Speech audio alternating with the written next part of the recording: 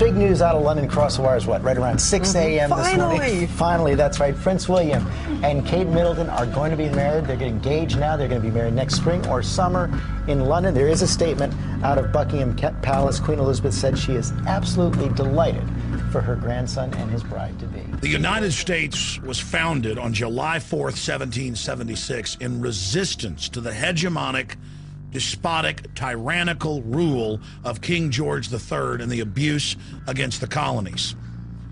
And most of the British Parliament was against going to war with their fellow Englishmen because the king was unpopular there as well. It was known that he was a German king, his father being brought over to rule England. These people could barely speak English. Nothing against Germans, but you don't see me going over to Germany to rule them. The very essence of July 4th and 1776 is resistance to the disgusting House of Windsor. They didn't get that name until around World War I, because before that they were known as the Saxe-Coburg-Gothas. Notice that we hear their names. Prince William. You never hear his last name, do you? The slave public, many of them in England, who support these people, don't even know their last names because they don't want you knowing their last names. 3 times in the last 3 years, the Parliament in Canada hasn't done what the Queen of England wants, so she suspended them, shut down the Parliament. Happened in the late 70s in Australia. This is a tyrannical group pushing eugenics, population reduction, all the carbon taxes. Prince Philip, the Queen's husband, another German royal prince, is a supporter of eugenics. His cousin, who was the prince married to the Queen of the Netherlands, unadmitted Nazi, unadmitted eugenicist.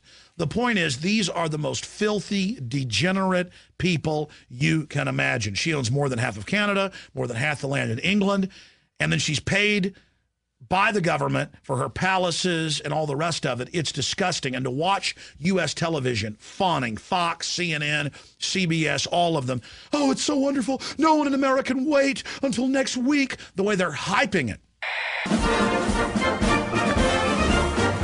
1 week until the royal wedding. This is exciting stuff. I mean, it's hard to, I mean, the energy is just palpable. Young couples get married, they're just hoping that some bank will be nice enough to give them a mortgage. Yeah. These folks have a number of palaces to pick from. NBC News is launching a free royal wedding app for the iPad. This is truly a love story that captures everybody's attention. This goes back to Edward Bernays 100 years ago, saying, look, to make politicians and royalty popular, we'll have Hollywood stars come to banquets and events with them. We'll have music stars. We'll have other people go there to basically make these elites be seen as celebrities themselves. You know why America was founded? Because under the imperial royal system in Europe and England, if you weren't part of the inside group who had basically the patronage of the crown, where they gave you land, houses, jobs, you couldn't even get a license to be a carpenter, a license to be a blacksmith, a license to brew beer, unless their local lords gave you the authorization. So it wasn't just that you had to pay outrageous taxes. You had to get their permission to even have a job, to have a profession. Ladies and gentlemen, that's the essence of globalism, is big mega corporations, many of which are owned and controlled by the German royal family that runs England and, of course, the Netherlands. The whole system they've set up and they promote is about this new global corporate system worldwide that, through government power, shuts down their competition and transfers the people's wealth through taxes to the offshore cartels. These people are parasites. They're disgusting. They're filthy. And if we want to reclaim the spirit of 1776, we should realize how abhorrent monarchy is in all of its forms. And that includes the UN and the new royalty under the unelected EU bureaucratic system, where over 80% of England's laws, even though they're not part of the EU, are made by EU bureaucrats. Please, everyone, remember the spirit of 1776. I know a lot of folks in England are saying they're going to go out and protest it. First, the government said you've got the day off slaves. You don't have to go to work on the big royal wedding coming up next week. And then the Republicans, that's a group that want to get rid of the monarchy in England, said we're going to protest in the streets. And the government said you're not allowed to protest. Meanwhile, they criticized Syria for banning protest. So anytime you see some mind-numb zombie talking about how exciting the wedding is or how they watched it, You're watching a bunch of twitly, inbred idiots that can't even dress themselves and have valets. And until just a few decades ago, they try to keep it quiet. They have people that wipe their butts for them, groom of the stool. Do you know the history of America? Do you know it started in resistance to this very usurping German family who aren't even British?